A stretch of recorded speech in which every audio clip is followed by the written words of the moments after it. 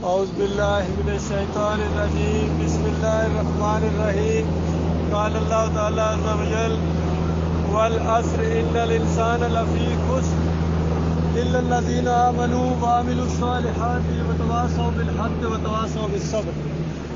میرے پیارے بھائیوں، بجائے اس کے کہ یہ پورا کا پورا سفر خاموشی کے ساتھ گزرے، ممکن ہے دوبارہ زندگی میں ہماری کبھی ملاقات بھی نہ ہو۔ یاد دہانی کے طور پر یہ بات آپ کے سامنے رکھی ہے کہ اللہ تعالیٰ کا ارشاد ہے کہ زمانے کی قسم ساری کی ساری انسانیت گھاٹے میں ہے، مگر وہ لوگ جو ایمان لائے اور عمل صالح کیے اور حق بات کی تبلیغ کی اور پھر اس راستے میں آئی مشکلات پر صبر کیا۔ سادہ سی بات ہے، خسارے سے بچنے کے لیے جنت کا معاملہ ابھی بعد میں ہے، جہنم سے بچنے کے لیے یہ چھوٹی سی بات آپ کے سامنے رکھی ہے۔ یاد دہانی کے طور پر کوئی نئی بات نہیں ہے، آپ جانتے ہیں، لیکن انسان دنیا میں بھول جاتا ہے۔ تو یہ چار باتیں میرے بھائیوں، پہلی بات ہے ایمان خالص۔ اور دیکھیے، ایمان کے ساتھ اللہ تعالیٰ نے دنیا اور آخرت کی سربلندی کا وعدہ کیا ہے۔ فرمایا وَأَنْتُمُ الْأَعْلَوْنَ إِن كُنتُم مُؤْمِنِينَ، کہ اگر تم مومن بن جاؤ تمہیں سربلند کیا جائے گا۔ دیکھیے، اللہ کا وعدہ ہے۔ آج ہمارے نوجوان یہ پڑھتے ہیں اور محسوس کرتے ہیں کہ شاید اللہ کا یہ وعدہ صرف تسلی دینے کے لیے محسوس ہوتا ہے، حالانکہ ایسی بات نہیں ہے، حقیقی وعدہ ہے اور مشروط وعدہ ہے، شرط کے ساتھ ہے کہ تمہارے سر بلند کیے جائیں گے، تمہیں عزت دی جائے گی، تمہیں دنیا کا حاکم بنایا جائے گا۔ ان کنتم مومنین، اگر تم مومن بن جاؤ۔ تو دیکھیے اللہ کا وعدہ کیسا سچا ہوا تھا، صحابہ کرام نے مومن بن کے دکھایا تھا، کیونکہ نبی صلی اللہ علیہ وآلہ وسلم نے ان کو اسی نقطے کے اوپر اکٹھا کیا تھا اور اس پر کمپرومائز نہیں تھا کہ الہکم الہ واحد لا الہ الا هو الرحمن الرحیم۔ کہیں فرمایا یا ایھا الناس قولوا لا الہ الا اللہ تفلحوا، اے لوگوں کہو ایک بات کا اقرار کر لو کہ اللہ کے علاوہ کوئی معبود نہیں ہے، کامیاب ہو جاؤ گے۔ کہیں فرمایا عرب کے مالک بن جاؤ گے، عجم تمہارے نیچے آ جائے گا۔ تو یہ مخالفین سردار تھے، یہ کہنے لگے کہ اے محمد بن عبداللہ صلی اللہ علیہ وسلم، آپ ایک بات کی کہتے ہیں کہ ایک بات مان لو، ہم آپ کی 10 باتیں ماننے کے لیے تیار ہیں، وہ بات بتائیے کہ اتنی بڑی سرداری ملتی ہے اس وجہ سے۔ تو نبی علیہ السلام نے کہا 10 کو چھوڑو، یہ نہیں، بل قولوا لا الہ الا اللہ تفلحوا، کہو اللہ کے علاوہ کوئی معبود نہیں ہے۔ وہ عرب تھے، عربی جانتے تھے، سمجھتے تھے کہ کہنے والا کیا کہہ رہا ہے۔ اس دور کے اندر انہوں نے 360 مورتیاں رکھی ہوئی تھی بیت اللہ کے اندر اور گرد و نواح میں۔ اس میں ابراہیم علیہ السلام کی مورتی تھی، اسماعیل علیہ السلام کی، لات، منات، حبل، اوصاف، نالا، یہ سارے کے سارے گزرے ہوئے انسان تھے، انبیاء تھے، اس میں اولیاء اللہ تھے۔ ان کی مورتیوں کو وہ پوجتے تھے یہ سمجھ کے کہ ہؤلاء شفاعنا عند اللہ، یہ ہمارے اللہ کے ہاں سفارشی ہیں، ہماری ان کے آگے، ان کی اللہ کے آگے۔ نبی صلی اللہ علیہ وآلہ وسلم منع کرتے تھے کہ نہیں، یہ بات نہ کہو، تمہارا مالک اللہ ہے، وہ دل کے وسوسے جانتا ہے، وہ شرک سے زیادہ قریب ہے، اور تمہارا مالک بتاتا ہے، یہ نہیں کہ یہ میرے بندے ہیں، یہ پوچھتے ہیں آپ سے میرے بارے میں، وَإِذَا سَأَلَكَ عِبَادِي عَنِّي فَإِنِّي قَرِيبٌ، میرے بارے میں پوچھتے ہیں، بتاؤ میں قریب ہوں، اجیب دعوت الداعی اذا دعان، پکارنے والا جب پکارتا ہے تو میں اس کی پکار کو یعنی ایسے انداز کہ میں اس کو جواب دیتا ہوں، یعنی فیصلہ کرتا ہوں۔ بس میرے بندوں کو بتاؤ کہ یقین رکھیں کہ اگرچہ میں ان کو نظر نہیں آتا ہوں، لیکن میں سنتا ہوں ان کی پکار کو، جواب دیتا ہوں، اور اگر یہ بات ان کو یقین آ جائے تو پھر سمجھ لو کہ وہ ہدایت یافتہ ہے۔ میرے بھائیوں، آج اس دین کو جو اصلی حالت میں اٹھا تھا، اللہ کے بندوں، آخری نبی محمد صلی اللہ علیہ وآلہ وسلم کے ذریعے 1500 سال گزر گئے، اور یاد رکھیں نبی علیہ السلام سے پہلے جو عیسیٰ علیہ السلام کا دور تھا وہ تقریباً 600 سال کا تھا۔ 600 سال پہلے عیسیٰ علیہ السلام کیا بتا کے گئے تھے کہ اللہ ربی و ربکم فاعبدوہ ھذا صراط مستقیم، کہ اللہ میرا رب ہے، باپ نہیں، رب ہے، تمہارا بھی رب ہے، اور اسی کو پکارو، اسی کی بندگی کرو، ھذا صراط مستقیم، یہ سیدھا راستہ ہے۔ 600 سال بھی ابھی نہیں گزرے ہیں تو عیسیٰ علیہ السلام کو اللہ کا بیٹا بنا دیا اور اس طریقے سے اللہ کی ذات کے ساتھ شریک ٹھہرایا۔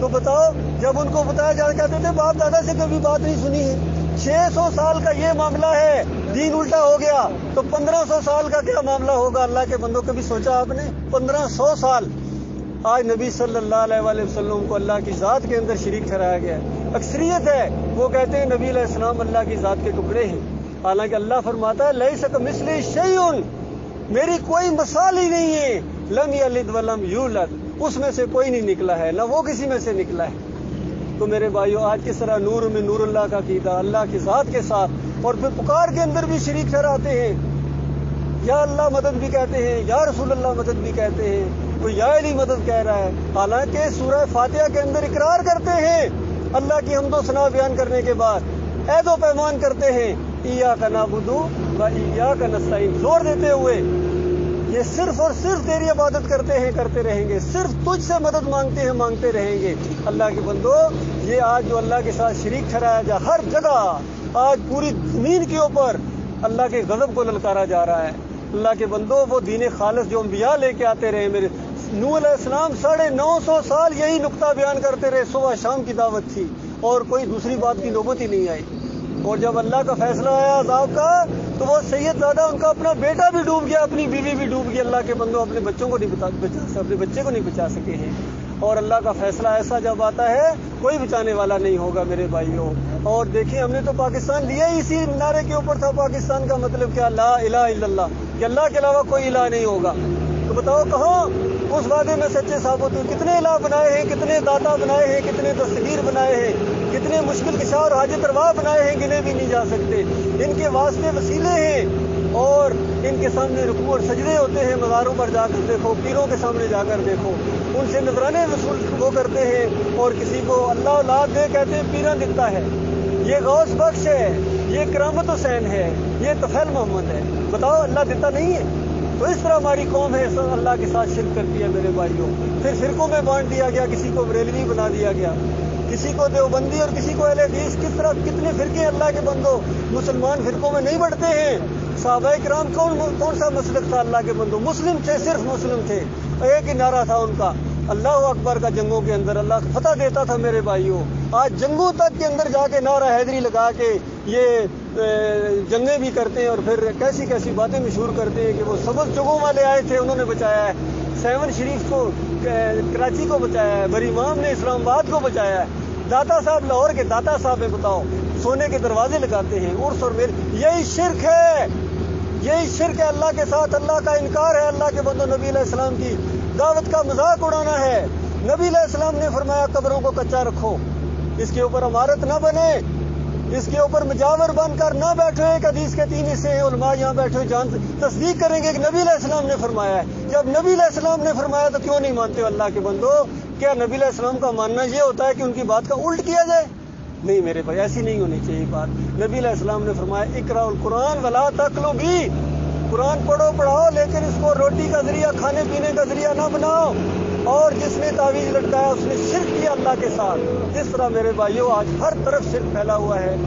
آپ نے یہ بات غور سے سنی ہے، میں آپ کا شکر گزار ہوں، میں دعا گو بھی ہوں کہ ہم سب کے اندر میرے بھائیوں دعا کریں اللہ سے، مالک ہمارے اندر کوئی اگر جو بھی کھوٹ ہے، کسی قسم کا کوئی شرک ہے، کفر ہے، منافقت ہے، مالک پروردگار اپنے فضل و کرم سے یہ چیزیں ہمیں توبہ کرنے کی توفیق عطا فرما، اور ایمان خالص کے اوپر جم جائیں۔